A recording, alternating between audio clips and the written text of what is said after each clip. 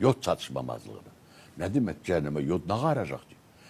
Deməli bu yod sən demə qəbul olunur. Bax burada qalxanvari vəz var. O yodu tutur, onun reseptor var. Heç ara gedənməz o yod qanla fırlanacaq gəlib oraya.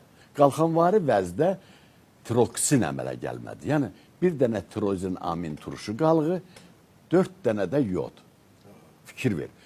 Bu nədir? Bunun 95% zulanla birləşir, qalır 5%.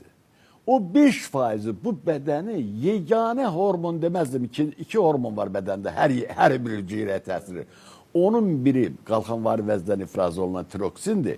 O tükdən tutmuş dırnağa qədər təsiridir. O hüceyrənin içinə girərək, o hüceyrədə mitoxondrini qıcıqlandırır, yanmanı sürətləndirir, yəni enerjini çoxaldır.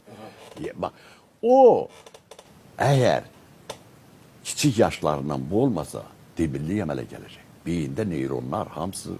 Yəni beyinə təsir edir də bu. Bəli, beyinə. Bax, ona görə də bizdə yod çatışmır.